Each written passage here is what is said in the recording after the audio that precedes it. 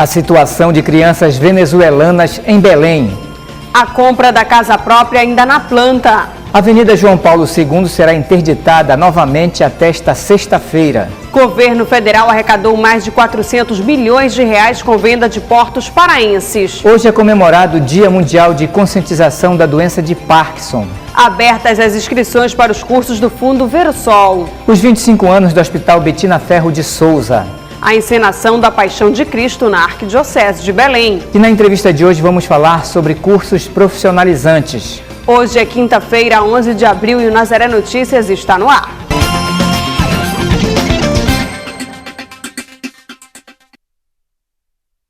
Começamos o Nazaré Notícias de hoje falando de crianças venezuelanas. De janeiro de 2018 até o momento, 5 crianças da etnia Waraô morreram em Belém suspeita de pneumonia.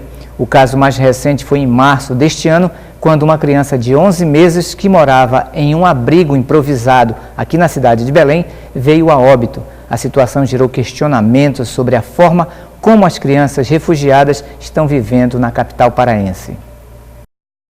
Há alguns anos, a Venezuela passa por uma grave crise que tem impactado o cenário econômico, político e social do país. A realidade, muitas vezes violenta, acabou forçando a população a migrar para outros países, como o Brasil. Venezuela, venimos para cá, já em Venezuela não tem comida, não tem franco, não tem remédio, não tem roupa. Por isso venimos para cá, para nós viver aqui. O acolhimento dessas pessoas é o que chamamos de resposta humanitária, uma obrigação de todos os países membros das Nações Unidas. É uma obrigação, mas também é um desafio. No caso do Brasil, não tinha uma experiência anterior de tantas pessoas chegando ao território e sem capacidade de ter um planejamento sobre essa situação. Então, as instituições do Estado, as prefeituras, a sociedade civil, todo mundo ficou um pouco, no primeiro momento, desconcertado, né, com esse influxo. E agora, já pouco a pouco, as coisas estão sendo desenvolvidas com uma resposta mais organizada. Uma outra característica é que eles são indígenas, então isso complexiza muito mais a situação, porque não é, ou seja, o venezuelano, assim, comum, falemos desse jeito, é uma população indígena que tem, então, necessidades e perspectivas diferentes. Queremos carta de trabalho, uma ajuda, e CPF para nós llenar Bolsa Família. Uma casa grande assim, para nós, pura família, nada mais para nós morar, viver. Para conseguir dar uma resposta mais efetiva para os refugiados no Pará, as prefeituras de Belém e Santarém, junto com o governo do estado e o Fundo Internacional de Emergência para a Infância das Nações Unidas, o UNICEF, estão com uma frente de trabalho.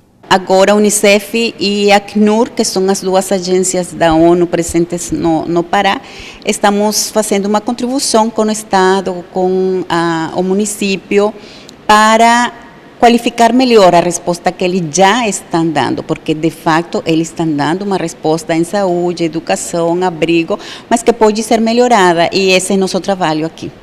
Nada, não ajuda a nós, que somente que ajuda só para alimento, o jefe de nós é Papa, esse não ajuda a nós, que dá alimento, esse não.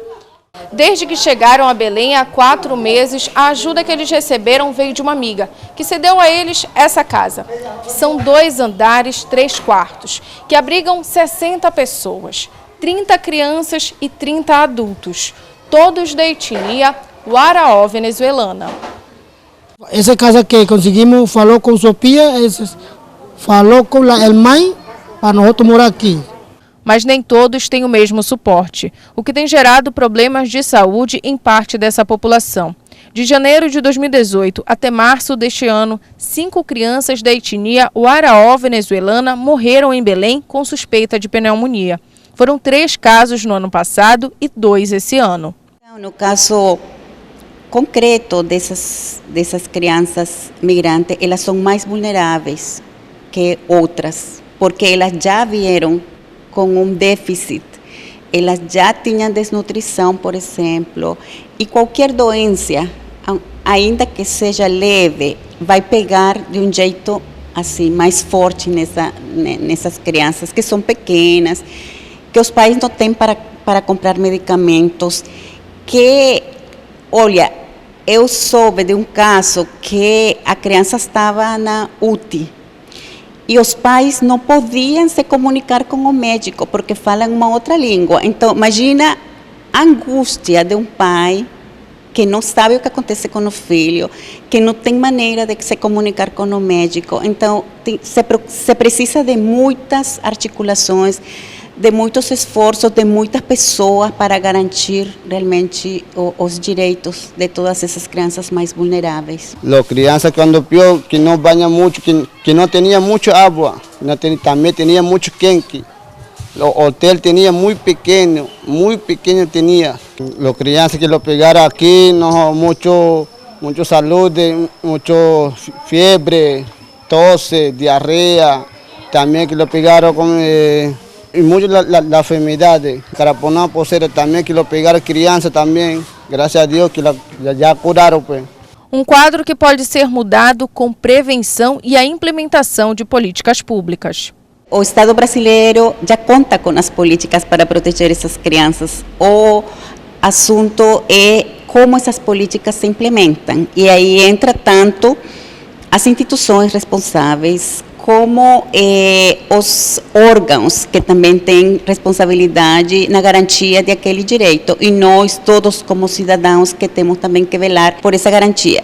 Lamentavelmente, o acesso não é igual. E as crianças migrantes têm essa problemática, mas poderíamos falar de crianças brasileiras que também não têm acesso, os indígenas brasileiros propriamente. Então, é um tema de como a sociedade toda realmente pensa e se preocupa em como garantir os direitos para todos. A ideia é prevenir tudo isso, né? E trabalhar com uma resposta integral que aborde não só o tema da proteção das crianças, mas também as possibilidades e oportunidades de vida para os pais.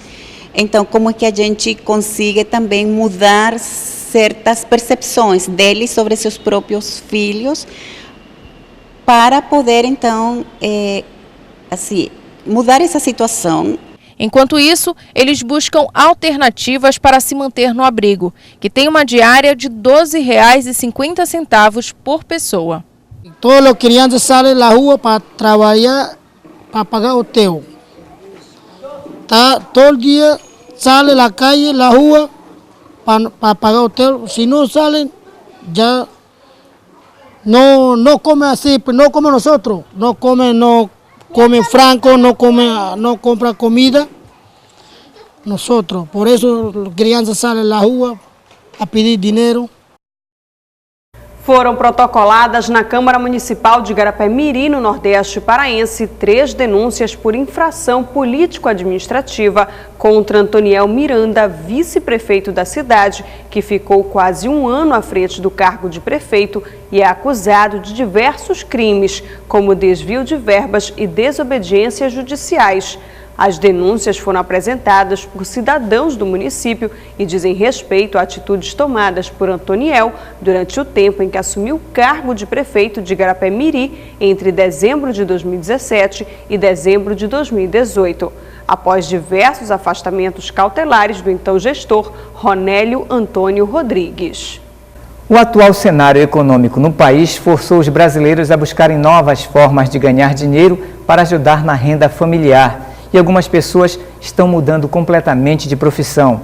E uma das alternativas mais procuradas são os cursos profissionalizantes. E para abordar o assunto, Priscila Pinheiro conversou com o diretor de Trabalho, Emprego e Renda da Ciaster, Pedro Lúcio da Luz.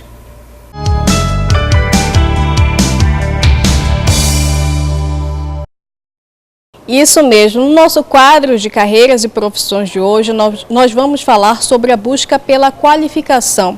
O desemprego fez com que muitas pessoas mudassem suas carreiras e buscassem outros rumos. E quem vai falar conosco sobre esse assunto hoje é o Pedro Lúcio da Luz, que é diretor de Trabalho, Emprego e Renda da Ceaster, que fica aqui em Belém. Pedro, muito obrigada pela sua participação aqui no Nazaré Notícias. Para a gente começar a nossa conversa, eu gostaria de saber o que faz com que as pessoas busquem uma nova profissão. É realmente essa crise no emprego que a gente vem enfrentando há alguns anos aqui no Brasil? O mundo do trabalho hoje lhe exige, de fato, uma versatilidade do trabalhador. Observa-se que todas as mudanças acontecendo, a gente tem um nível tecnológico elevadíssimo, né? Vivemos hoje a chamada quarta revolução tecnológica. Então, exige que o trabalhador também se adeque ao novo formato do emprego nesse momento. Então, de fato, essa busca por qualificação, por novas formações, novas áreas do conhecimento que estão se apresentando no mundo do trabalho também exige do trabalhador poder estar se adequando a esse novo momento. E as empresas, elas buscam um perfil específico dos trabalhadores, a pessoa precisa ser dinâmica, ser multitarefa, digamos assim?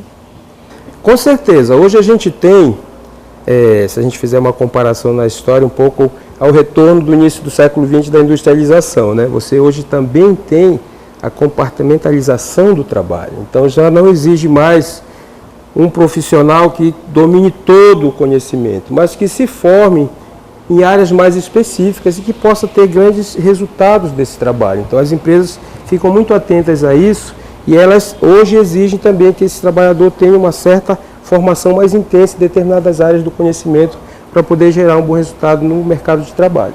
Atualmente, quais são as áreas que mais estão ofertando emprego?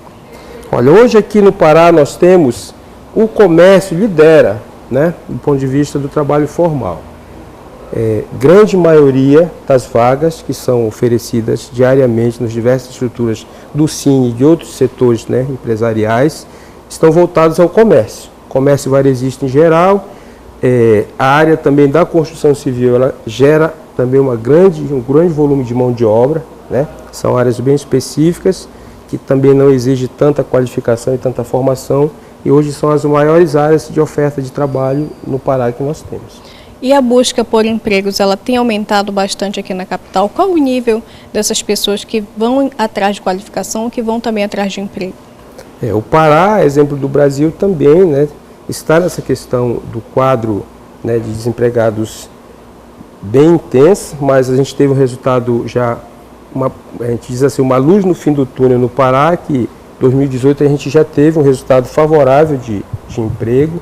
Depois de 3 anos de queda e de déficit, a gente teve já um pequeno resultado, na verdade, mas para esse ano a gente já estima de ter um volume bem maior.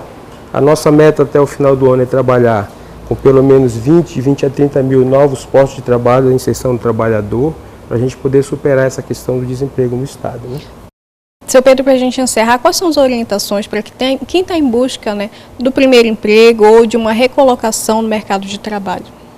Olha, para o primeiro emprego, é importante que o jovem possa vir também fazer o seu cadastramento aqui no Cine. Nós estamos vinculados ao programa Jovem Aprendiz. Inclusive, o Estado do Pará está elaborando um novo projeto de empregabilidade para a juventude, que brevemente deverá ser anunciado pelo nosso governador, tá? Então, a gente pede que os jovens possam vir ao Cine, fazer o seu cadastro e possibilitar a busca de um trabalho, né, do seu primeiro emprego. Aos demais trabalhadores, é importante também recorrer ao Cine, porque o Cine ele ajuda no encaminhamento, na intermediação e tem possibilitado a reinserção no mercado de trabalho. Então, a gente pede que as pessoas possam vir, os trabalhadores possam vir. Queremos fazer aqui um alerta em relação a algumas denúncias que possam circular em relação aos serviços do Cine, tá? Todos os nossos serviços são gratuitos, todos, sem exceção. Então, se alguém se sentir que foi cobrado valores, alguém tentou cobrar por algum serviço, pode denunciar. Nós temos um setor de ouvidoria aqui que está pronto a ouvir esse cidadão, esse trabalhador, para que a gente não possa estar cometendo nenhum equívoco e possa garantir plenamente o serviço público gratuito à população. Tá certo, seu Pedro, muito obrigada pelas suas informações aqui no Nazaré Notícias. E se você tiver outros temas para enviar para o nosso quadro de carreiras e profissões, basta mandar um WhatsApp para a nossa produção, o número é 988023444. Eu volto com vocês aí no estúdio.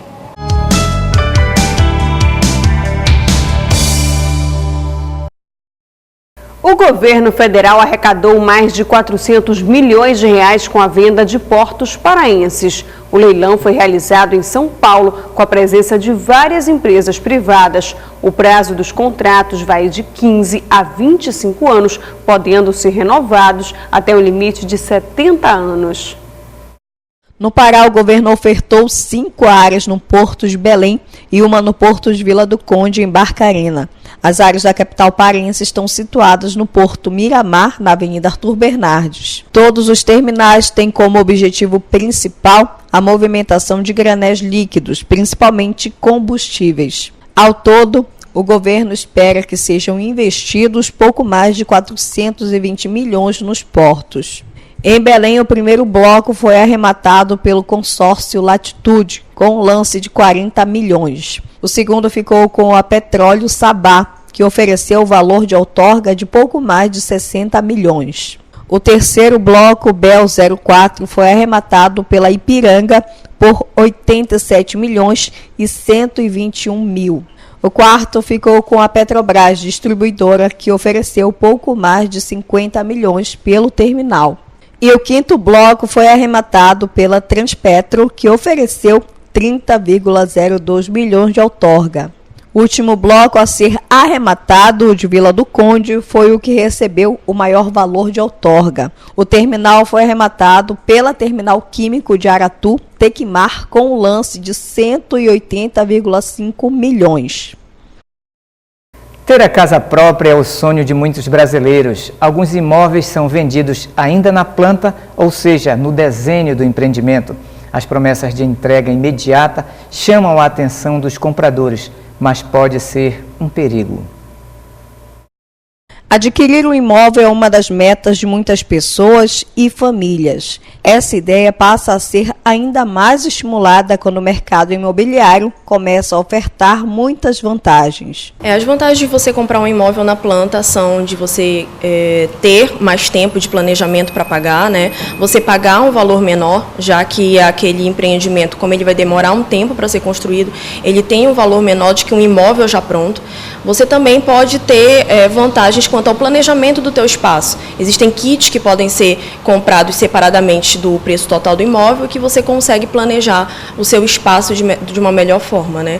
O Carlos comprou imóvel na planta há cerca de 10 anos, mas até hoje não recebeu a chave do apartamento. Você entra com um valor, dá uma entrada, né? No meu caso, vendi meu apartamento, entreguei 200 mil reais para financiar 320. E até hoje nós não temos como financiar por conta do Habite. Sem você ter um Habite, você não tem como financiar com nenhuma financeira. E o interessante no momento que eu fiz, que eles me lançaram a proposta para mim, é de ter um carro na garagem. Então, são vantagens que eles te oferecem, que para nós foi uma ilusão, porque nós não recebemos até hoje o nosso apartamento. A advogada esclarece sobre os principais erros na hora de assinar um contrato com as construtoras, entre eles a falta de leitura completa do documento. Então é claro que é difícil para uma pessoa que não tem o domínio do direito imobiliário atentar para todos os cuidados, né, para todos esses artigos e essas disposições do contrato, mas é importante que ela possa verificar isso, ver o prazo de entrega principalmente, já que esses imóveis, quando entregues em etapas, eles podem ter datas de entrega específicas. Então, se uma pessoa compra um imóvel num bloco A, num bloco C, num bloco D, ela tem que saber que esse prazo vai ser diferente. Para quem ainda não conseguiu ter a casa própria, fica a frustração, pois no caso do seu Carlos, a falta de recurso financeiro da empresa teria prejudicado a entrega do prédio. Eles estão alegando que eles fizeram um pedido ao Banco do Brasil de uma suplementar. Essa suplementar seria mais dinheiro para concluir a obra. alegam que eles não têm em caixa dinheiro suficiente para concluir. O interessante é que eles já receberam os valores liberados pelo Banco do Brasil. Entre as orientações dadas a quem pretende fazer esse tipo de investimento está a pesquisa sobre as empresas antes de fechar qualquer negócio. De verificar a situação financeira da construtora, né, até que ponto isso pode ser verificado, principalmente quais os empreendimentos que essa construtora já entregou, verificar se eles foram entregues no prazo, saber ler o contrato e ter esse cuidado e atenção na leitura do contrato, ver quais são as disposições, né, que estão ali determinadas, principalmente com a nova lei do distrato, que determinou, por exemplo, pela rescisão, uma multa de 50% ou 25%, dependendo da situação desse distrato. Então, tudo isso é muito importante para que aquele dinheiro seja investido de uma maneira de qualidade, né? Que você realmente tenha o retorno do seu sonho. Hoje, os representantes da Associação dos Compradores e da construtora responsável pelo empreendimento terão uma audiência no Ministério Público para tratar da expedição de um termo de ajustamento de conduta. E agora vamos falar do acidente com a ponte no rio Moju. A forte correnteza no rio inviabilizou o início dos serviços de retirada dos escombros da ponte que caiu no último sábado. A previsão era que o trabalho de remoção iniciasse na tarde desta quarta-feira. De acordo com a Secretaria de Transportes do Pará, são quase 3.000 toneladas de materiais. Segundo a CETRAN, neste primeiro momento, apenas metade dos escombros devem ser deslocadas para outra área do rio. O serviço de retirada deve começar hoje. O trabalho completo de remoção deve demorar 4 meses. E agora vamos falar de trânsito. A Avenida João Paulo II vai ser interditada novamente hoje até o dia 12, amanhã. O procedimento é necessário, pois será realizado o içamento e posicionamento de uma das 7 passarelas previstas para a via. Priscila Pinheiro tem mais informações. O perímetro que será interditado para a colocação das passarelas é esse aqui, que fica a aproximadamente 500 metros do viaduto do Coqueiro. A interdição começa no dia 10, a partir das 22 horas da noite e segue até as 6 horas da manhã. O sentido de fluxo de veículos que será interrompido será o Ananindeua-Belém. No outro dia, no dia 11, a partir também das 22 horas até as 6 horas da manhã, o sentido interrompido será o oposto. Dessa vez, Belém-Ananindeua. Então, os motoristas devem ficar atentos ao horário, desse horário de 22 até as 6 horas da manhã, porque não há possibilidade de passar com um veículo aqui pela via. Priscila Pinheiro para o Nazaré Notícias. E falando em trânsito, após reunião ocorrida na manhã desta quarta-feira, o Conselho Deliberativo da Superintendência Executiva de Mobilidade Urbana de Belém definiu reajuste de 9% no preço da passagem do transporte municipal aqui na capital paraense. Desta forma, o custo para se deslocar de ônibus em Belém passa a ser de R$ 3,60, ou seja, 30 centavos a mais que os atuais R$ 3,30. A nova tarifa ainda precisa ser homologada pelo prefeito municipal de Belém, Zenaldo Coutinho, o que deve ocorrer nos próximos dias. Participaram da reunião que definiu a proposta de reajuste no valor da passagem dos coletivos urbanos da capital paraense, 8 das 18 entidades que integram o CONDEL, além do Diese Pará, da Associação Paraense de Pessoas com Deficiência e do Sindicato dos Taxistas. E você pode participar da produção aqui do Nazaré Notícias. Envie para nós sugestões de entrevistas ou de reportagens para o nosso WhatsApp. Número é o 988023444. E ajude os meios de comunicação da Arquidiocese de Belém, seja mais um e faça parte da família Nazaré. Ligue 4006-9211. E você acompanha ainda nesta edição.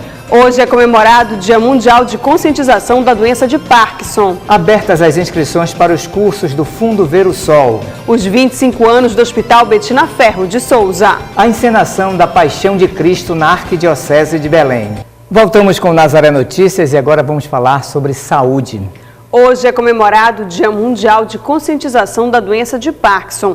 No Brasil, atualmente, existem 300 mil pessoas sofrendo com a doença e, segundo estimativas do Ministério da Saúde, até o ano de 2030, esse número deve dobrar.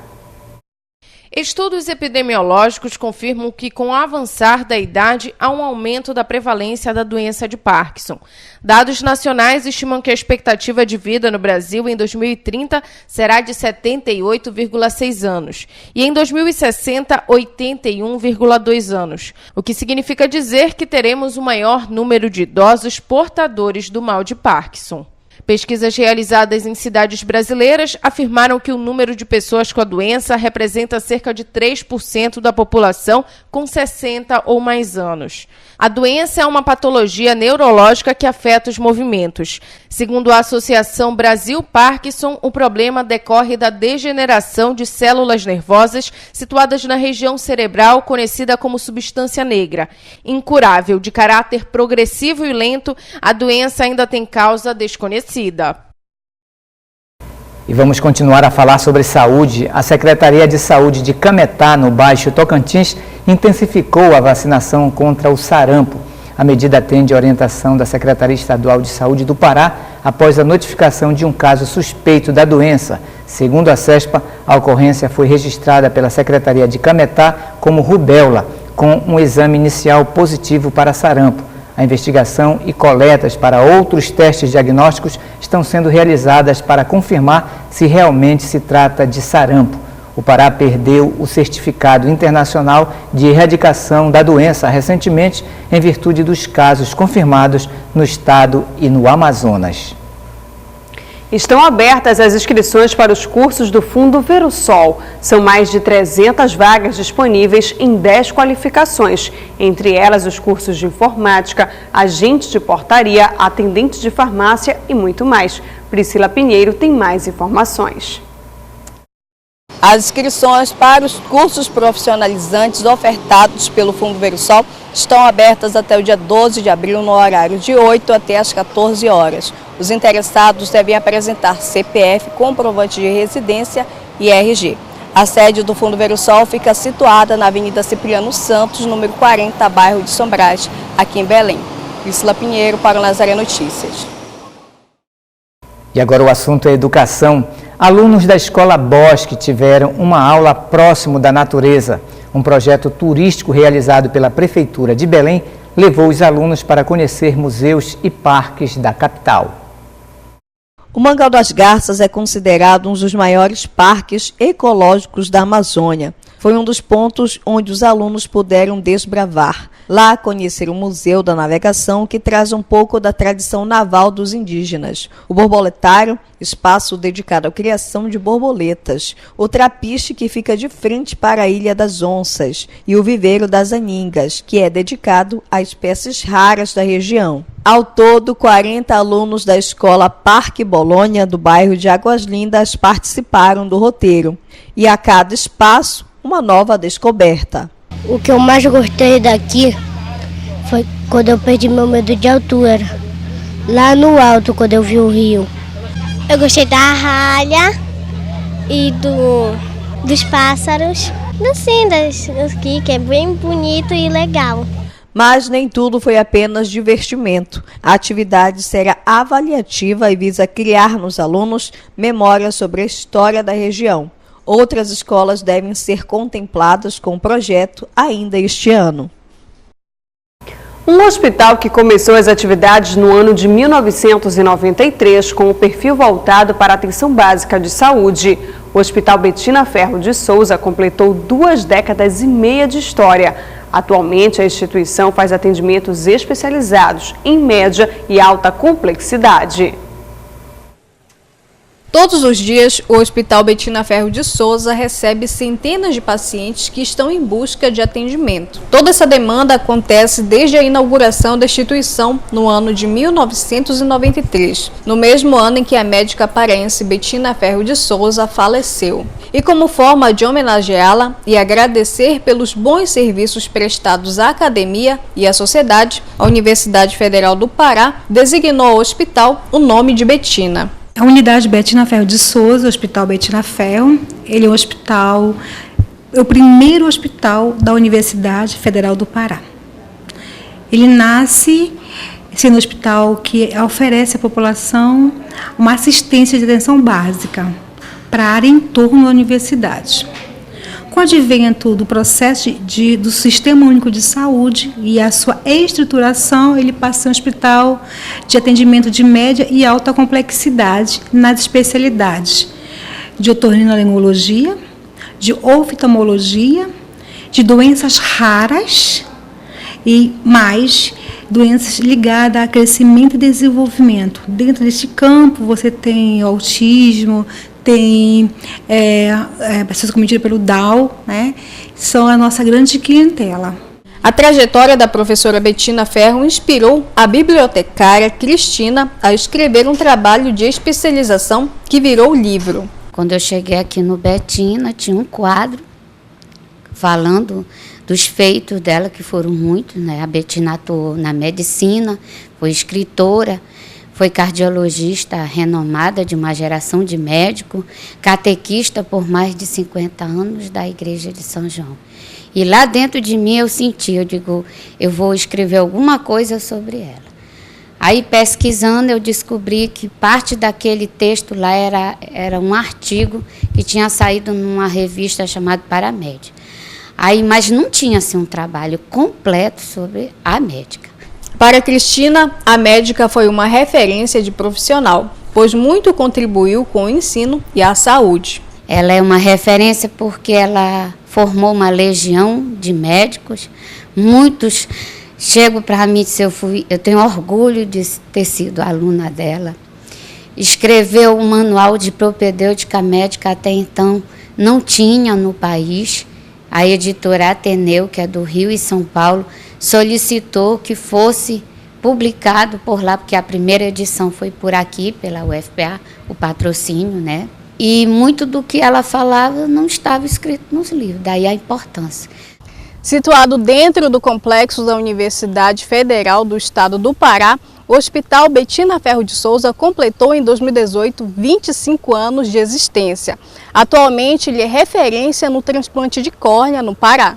Em média de consultas, nós temos uma média de 5 mil consultas mês, né? Que são consultas, a grande maioria delas de primeira vez, referenciada pela Secretaria Municipal de Saúde, e outras de retorno. Porque o hospital ele atende da consulta especializada, faz tratamento, a reabilitação.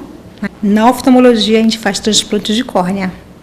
E somos o hospital que mais faz transplante de córnea no estado do Pará.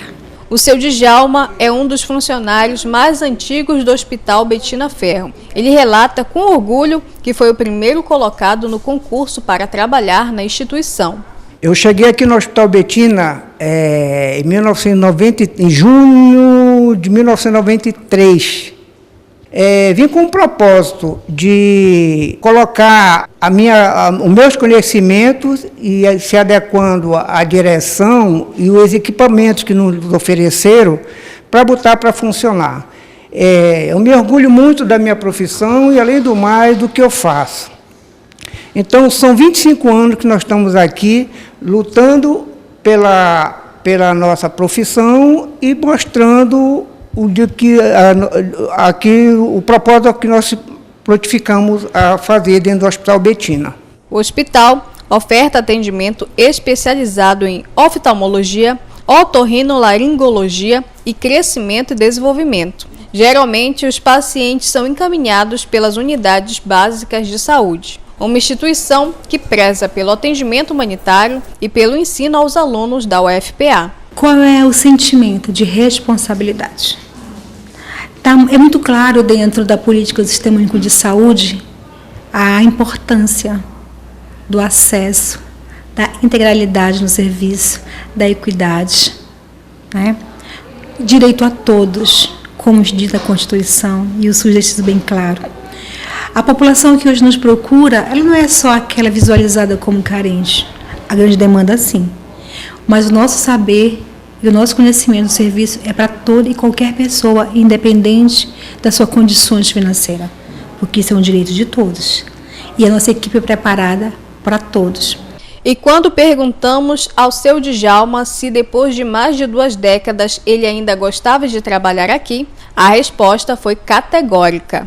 Eu tenho 2 defeitos, gostar do que faço e mania de perfeição.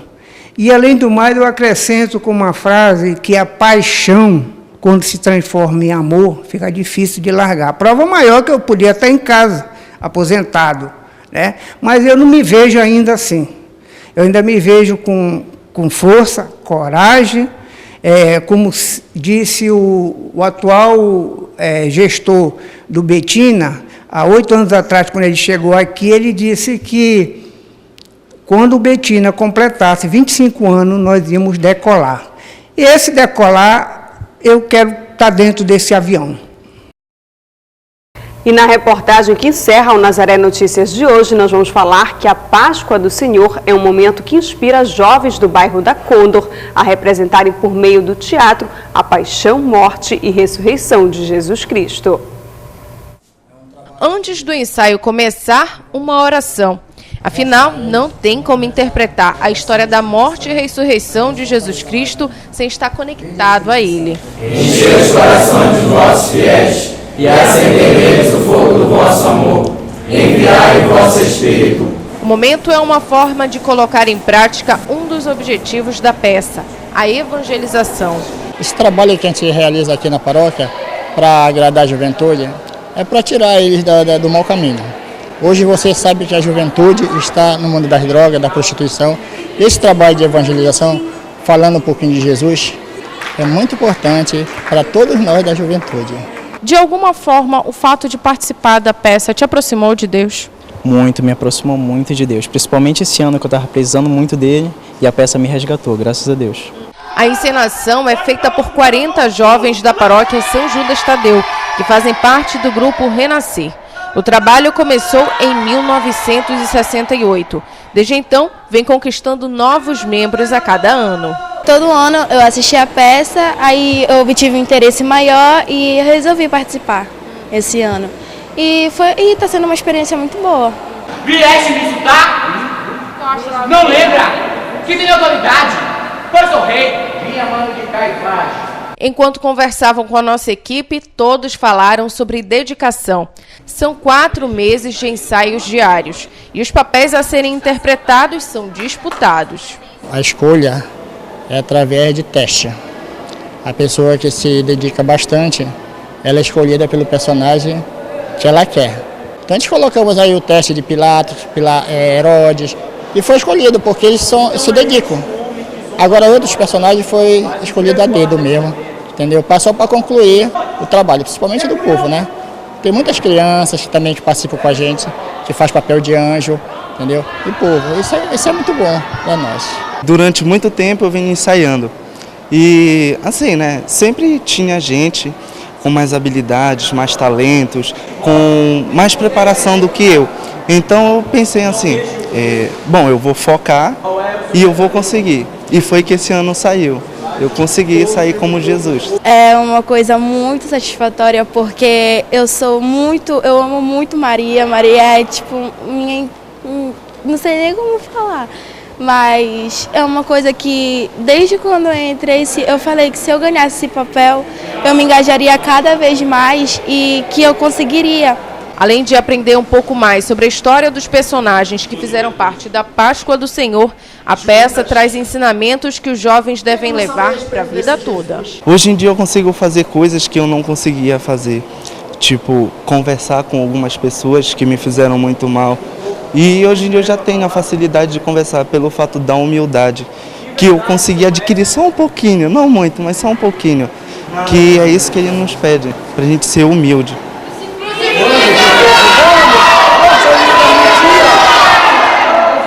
Seja condenado por Herodes.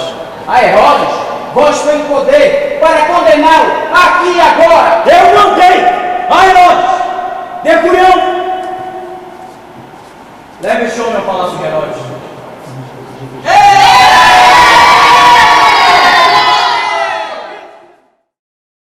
E a encenação da Paixão de Cristo do Grupo Renascer será nos dias 16, 17 e 19 de abril, às 8 da noite, no Salão Paroquial da Igreja de São Judas Tadeu, aqui em Belém. E essas foram as notícias de hoje. Para dar sugestões de entrevistas ou de reportagens, envie para o nosso WhatsApp, o número é o 988023444. E se você quiser rever nossos vídeos, acesse o Portal Nazaré, www.fundacionazaré.com.br ou acesse a nossa página no Facebook. Ajude os meios de comunicação da Arquidiocese de Belém, faça parte da família Nazaré. Ligue 4006-9211. E o Nazaré Notícias de hoje fica por aqui. A gente se encontra amanhã na próxima edição. Até lá. Até lá.